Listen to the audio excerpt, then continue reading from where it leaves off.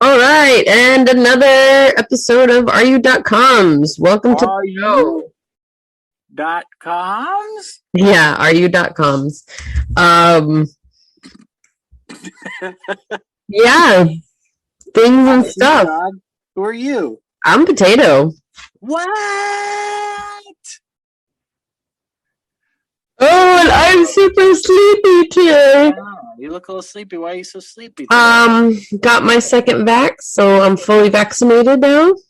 You're invincible, finally. Official. The nurse said 2 more weeks, and I am 100% safe. No, not 100% safe, but I am safer than I would have been. Ever since I got vaccinated, I stopped looking both ways in traffic. Oh. Because I just feel much safer. Well, yeah, the cars will just bounce off you. I got that vax. That Pfizer is like a protective bubble. It's like Sonic when you get the blue bubble around you and you get hit one time. That's the 5G at work. Mm-hmm. And then I get the little red tennis shoes and I run a little faster. Yeah, I am happy to say that I did not get any of the side effects. What? Other than being sleepy. You got lucky. Yeah. There was an article saying that the reason why so many people were getting, I think I mentioned this last time, where there was an area where like 11 people out of 100 and something people ended up getting sick. And so they figured, oh, it must be that the vaccine was tainted. No, it wasn't tainted. It was that a lot of those people were just having anxiety about it. So they were feeling nauseous. And they were scared. And so that, other people around them, they also felt the same way. So all these people were getting sick. And I knew it. I was like, there's no way that why would only 11 of the hundreds of people get sick? It just seemed weird. Yeah. So it turns out that it was just, what is that called when you, there was that House episode where everyone on the airplane was getting like sick, but it turned out it was just because they just assumed that, like, oh, their bodies were tricking them, and yeah. Anyways, that's like the opposite of a placebo effect. Yeah. Yeah, so that's what was going on. I haven't heard any other accounts of anyone getting super bad side effects. But, I mean, that isn't to say that there isn't. Yeah, but you're more likely to get COVID than to get a blood clot. Sure. Yeah. But that's it's the big side effect that people have gotten. Yeah. So if you're afraid of, like, oh well, I don't want to get the vaccine because I might get the blood clot. Well, you might get COVID if you don't get the vaccine. So and it's a higher risk that you'll get. Yeah. Anyway. Topic today. Yes. To the top of the topic. Oh. So, what was I gonna say? Oh yeah. I've left a bunch of groups lately because I could not handle just the things that I was seeing. Just I can't believe that people think certain ways, and it just on top of everything else that's happening, I can't deal. Like those moms groups, I hear a lot of good things about the moms groups. I'm in a few mom groups, and they're pretty great, honestly. Yeah. Usually it's like, my child will not wear a mask. Oh, well, that's a different type of mom group. Like, you're talking about specifically, like, anti-mask or non-vax groups. But I'm like in a group that has a bunch of moms in it, but everyone's pretty awesome. So not those. But In fact, there is a group that I'm in right now, and I would say that there's a good portion of people in there that are moms, and we're currently going through Hell Month. So there's that. Hell Month consists of you want to bleach your eyes because the things that are being posted are just like. And I am happy to say that I have contributed a good amount of posts for Hell Month, so it's pretty great. It's just the month of May that the worst of the worst stuff gets posted, whether it's like teeth in hot dogs or Elon Musk super pumped and like CG like ridiculous muscles holding Doge. Yeah. Are you guys going full 8chan? Is that what you're saying? Only during May. You get like Pepe the Frog.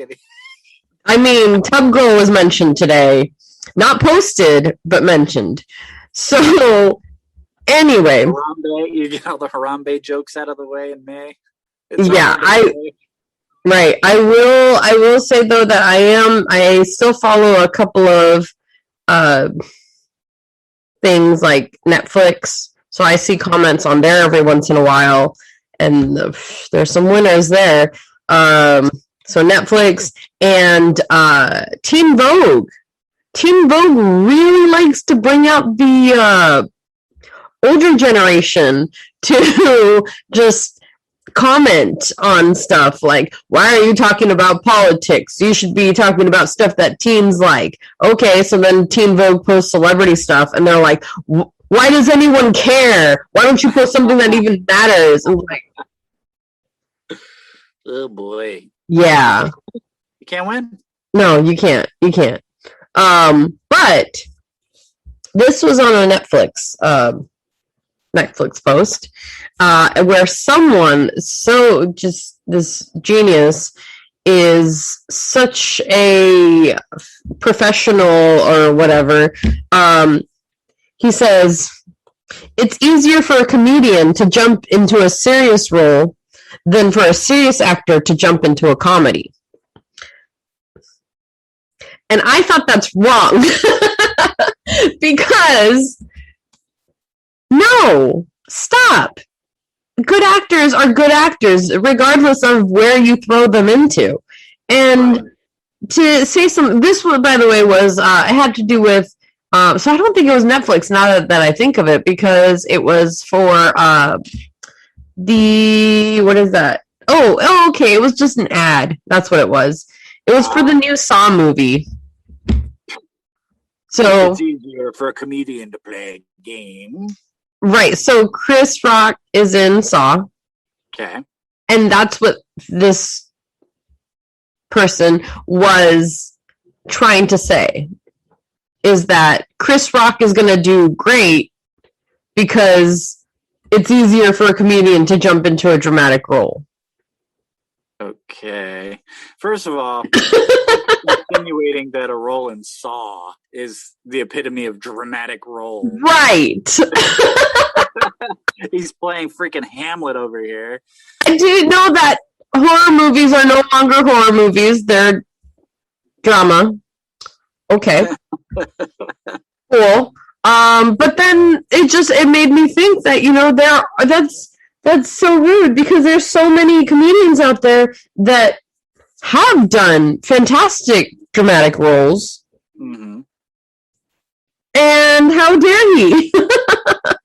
Well, there have been it is way harder for a comedian to get cast and be taken seriously in a dramatic role. It's a lot more difficult for an actor to be funny, I think. But if an actor is funny, they can be in a comedy. It's just a lot of great actors are not particularly funny. So yeah, I think you're right. It's about the skill level. Right. If you're a gifted actor and you're a comedian, people will give you multiple chances to prove that, because I think, especially nowadays, I don't know if it's always been the same, but there with online culture, it's like, did you see the movie where the Joker and Nightcrawler or whatever, you know what I mean? Mm-hmm. Where cowboys together, and it's like, right, that wasn't right. Joker, Heath Ledger. He's a great actor.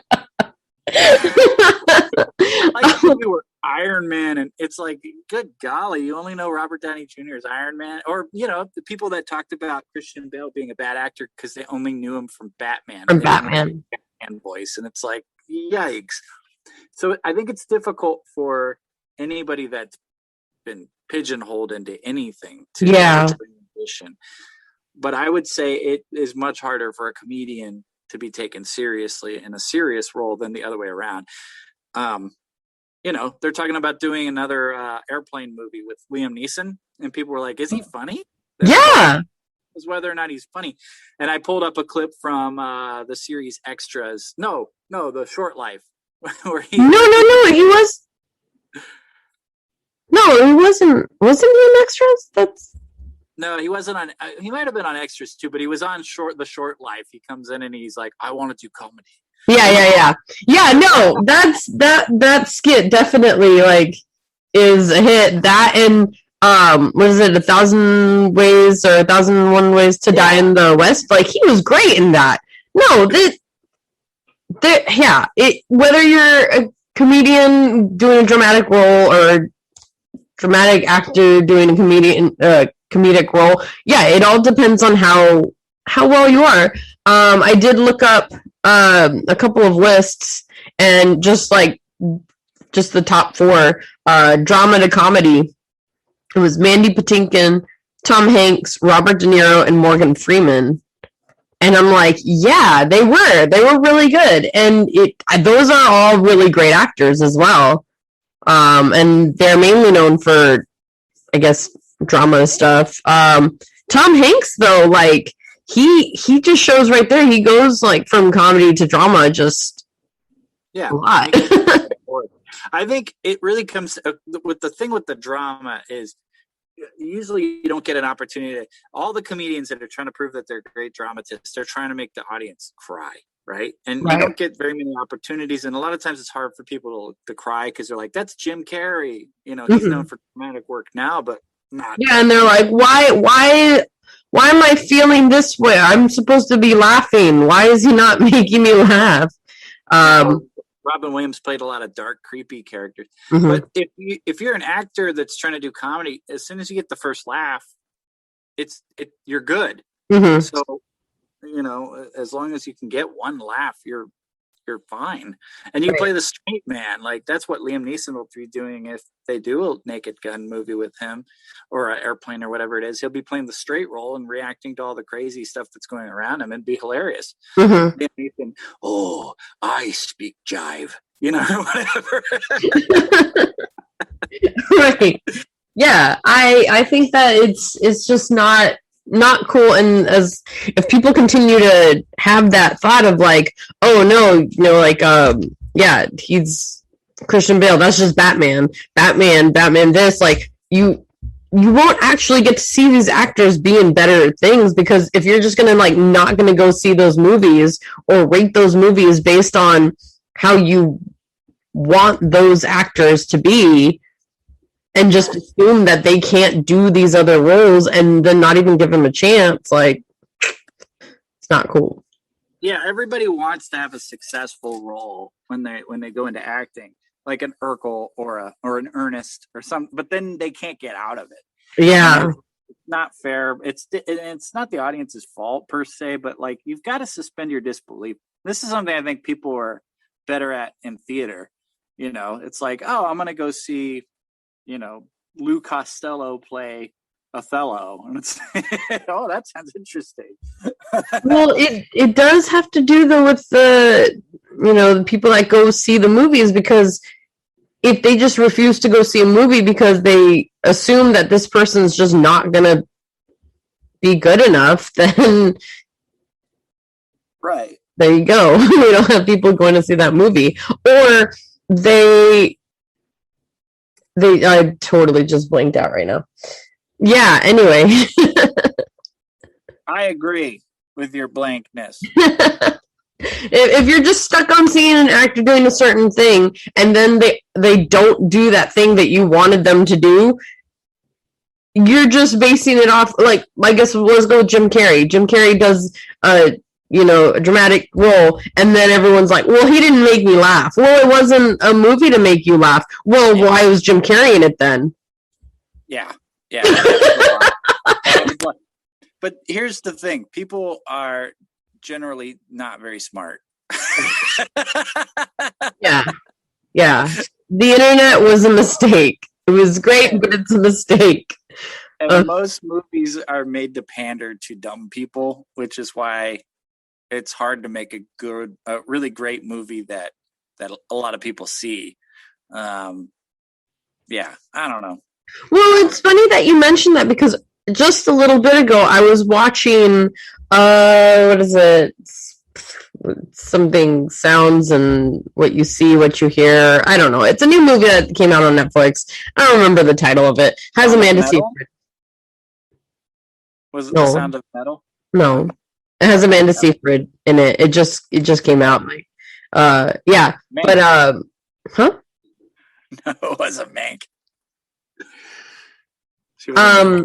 Okay. But no, it just came out, and the ending, I was like, okay. I remember having seen an article about it a few days ago, and it was saying something about how people didn't like it and it was confusing. And I purposely didn't read the article in case there were spoilers, because I'm like, I might end up watching that movie. So I ended up watching it, and I'm like, it makes sense. What was confusing? I don't understand the confusing part. So of course I had to find that article and read why it was making people upset. And apparently it was confusing, just because it wasn't telling you the whole time exactly what's happening.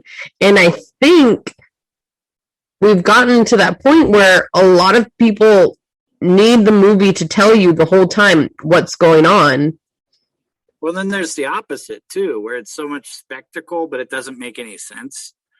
But it's like, oh, there's another chase scene. And you're like, why is this happening? Like, there's no reason for this to be happening in this movie.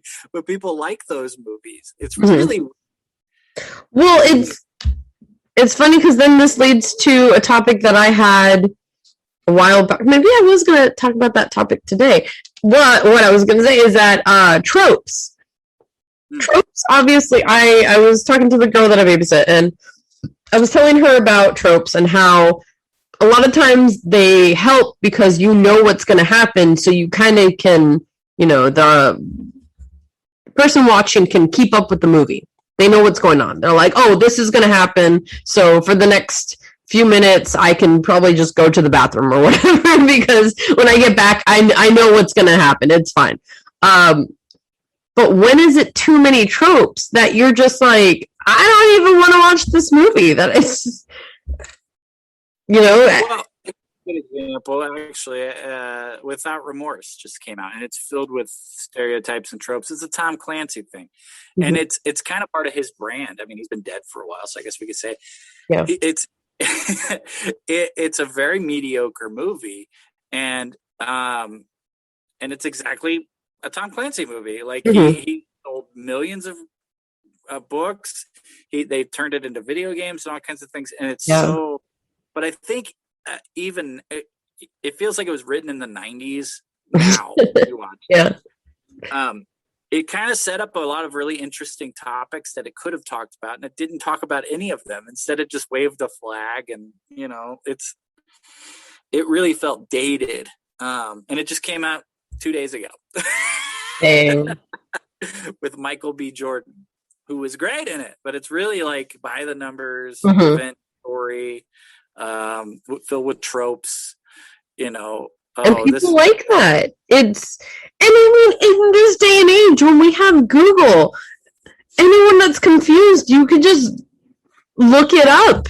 Most of the time, it's the directors or the writer is like, here, this is what this means. And people are still like on Twitter, I have no idea what it could mean. I don't understand this. How do you not understand it? Just Google it.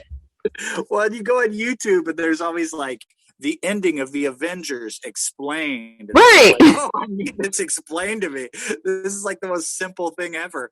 I did actually watch one ending explained movie, and that was because it was Midsummer. I wanted to understand what was happening, but I wanted to get a deeper understanding of the symbolism that was being used in the movie. Right. I do like looking up some symbolism in case I missed it, and I'm like, I don't feel like looking that up or watching it again. So then I'll just watch those videos that are like things that you may have missed, and I'm like, oh, that's right, I didn't notice that. Those are cool. Mm-hmm. Yeah, but it's really funny to me that every single movie somebody makes a video explaining what happened in it. Right. Most movies don't need explaining, but people, I can't turn my brain off when I watch something. Mm-hmm. It's something that I can't do. So for me, I don't need you to explain it to me because I caught it. I watched it. Right? Yeah. But I can enjoy movies where you have to turn your brain off, like Godzilla versus King Kong. Okay. Mm-hmm. Okay, they're fighting. It was monsters. Yeah.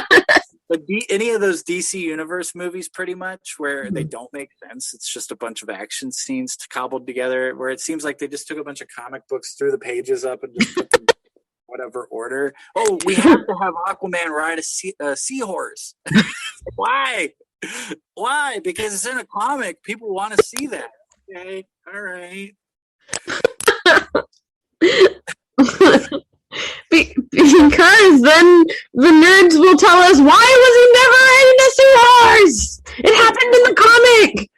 Doesn't make sense. Why would you not have it in the movie? That's why. Then you get the angry people just saying, why was this not there? Why was this not there? Because it didn't make sense. Stop it. I did like the scene though where he's in the bar and the tough guys come over, because it's absolutely a trope, and then they just want to take a selfie with him. Yeah, that's great. I like it when you juxtapose things, when you turn things on their head, and that's why I thought, oh, good, this movie might actually be interesting, and that was the only thing they did that was interesting. Have you seen They Came Together? No, I've seen a few movies where they do. Oh wait, you mean? No, I've never seen it. We're going to be banned off YouTube. What is it? It's called They Came Amy Together? Poehler and Paul Rudd. Okay. And it takes the stereotypical rom-com and just goes, oh, you thought, and then you'll watch something, and then they're like, oh, you thought, and so it's funny. It definitely is one to just, I guess, like, it doesn't have too much. I guess I haven't watched it in a long time, but I'm pretty sure it didn't have too much meaning to it. It just took the stereotypical tropes of a rom-com and was like, nah, we're gonna do that, but change it. You're expecting this, but we're gonna change it, and it's gonna be funny. That. And I think you should check it out. It's pretty good.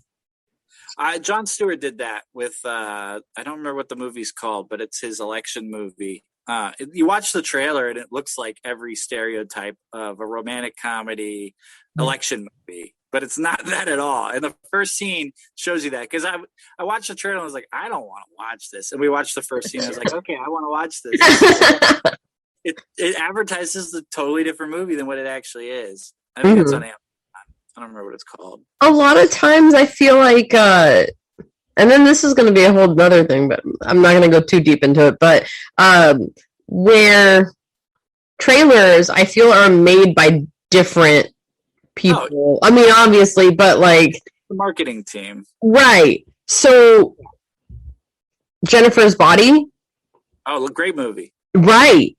And that was totally done wrong. Like, they did them dirty. Like, it was not marketed to the right people. No. How do you market that movie? Because it turns everything, all the conventions on their head. Mm-hmm. Frighteners is another one. It's a Peter Jackson flick. Oh, yeah. And they made it look like a typical horror movie, and it's not. It's much more Back to the Future than it is Evil Dead, And then Josie and the Pussycats. Fantastic movie. What? I have not seen it. We're gonna have to watch it. We need to watch it because I'm always down to watch it again. So I am vaccinated, so I can hang out. That's what we're doing. It is May, therefore it is my month. So for my only birthday present that I want this year is spending time with my friends now that we're all getting vaccinated. So I'm going to have to come over and we're going to have to watch Josie and the Pussycats. Sounds good. Yeah. One more movie too. There were two movies that a lot of times they'll have two movies that come out that are similar or about certain subjects, like Dunkirk and Darkest Hour came out, both nominated for Best Picture this year. The Trial of the Chicago 7 and Judas and the Black Messiah, both very Turner and Hooch and K9. But we had a Volcano and Dante's Peak. Yeah. Oh yeah. Remember watching that in school. Yeah. Two movies that came out that were very similar. One of them got a lot of attention. Everybody went to go see it. It was a franchise people knew. It was Venom. And I didn't even watch it. It was supposed to be terrible. I saw the trailer where he's like, "You're like a turd drifting in a gutter." And I was like, yeah, I'm not watching that crap. And I didn't even give that a chance. I didn't even watch the trailers because that. Yeah. Anyway, Upgrade came out, and Upgrade was about the same thing. Instead of it being a symbiotic thing that lives on his skin, it's a symbiotic turd. Yeah, exactly. It's a what? It's a computer. Computer chip. And it's freaking brilliant. And people did not see it. It's one of those movies like Shoot 'Em Up, or there's a few movies that just people haven't seen. That's great. And so whenever somebody's like, I want to see a good movie, I'm like, oh, Upgrade, Shoot 'Em Up. If you haven't watched Guns Akimbo, that's a crazy movie. There's a few that people nobody's watched, but they're freaking brilliant. I'll have to check Upgrade out today. I'll watch that today. It's really great. It's very graphic. Graphic? Oh, never mind. But people were mad. They were like, Venom clutch my pearls. I'm like, yeah, stupid Venom should have been rated R.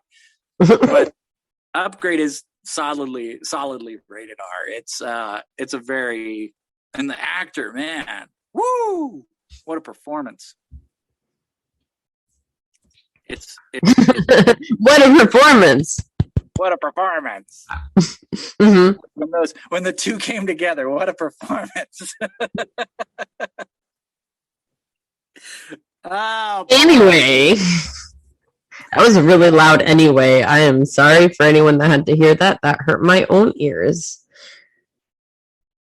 Well, I had a topic, but I'm not going to bring it up because it's really heavy, and we don't really have we don't have the muscles for that. No muscles. Wait. Netflix just sent me a message. It says, "Continue watching Criminal Minds." What are you, 80? What are you talking about? So, man, it's yeah. Well, also, it's got. I'm gonna do the thing that you just said that people do. It's also got Tony from The Simpsons. Fat Tony. There you go. Well, I think his actual name is Tony, is it not? Maybe. What? His name's like Tony Montana, but it's not Tony Montana. I forget. I always want to call it. Oh, it's Inigo Montoya. That's Scarface. I'm Tony Montana. But I will say, right before we're wrapping up now, is that Netflix has been doing this thing where I'm watching Criminal Minds, and then the episode ends, and it kicks me out of the whole, not out of the whole program, but out of the show, and is like, would you like to watch these other things? And I'm like, no, I'd like to watch the next episode of Criminal Minds, please. I'm literally in the middle, and what happened? You disappeared. Oh, did I? There you are. I'll be like in the middle of the season, and it just goes like, bye, and that happens. And so then I'll go back and I'll be watching it, and now it's sending me texts that are like, "Hey, do you want to watch it right now?" And I'm like, "I am currently recording. No, but I'll watch you as soon as I'm done." Netflix is a very clingy B word. Yeah. It wants me to watch other stuff, but at the same time, it's like, but watch Criminal Minds. Watch next. It's going to be like, hey, you can watch Criminal Minds on your phone while you watch a movie on TV. I can do that. That's a good idea. Oh, and right before I'm completely done, that movie, the Amanda Seyfried movie, which once again I totally forget what it was called, but I was able to be on my phone and watch it and still understand what was going on. So I have no idea why people were so confused. You passed an IQ test. Very few people have passed, evidently. But that is the end of the show for today, and I can't wait to see what we have in store next week. Yeah, what do we have in store next week? Stuff.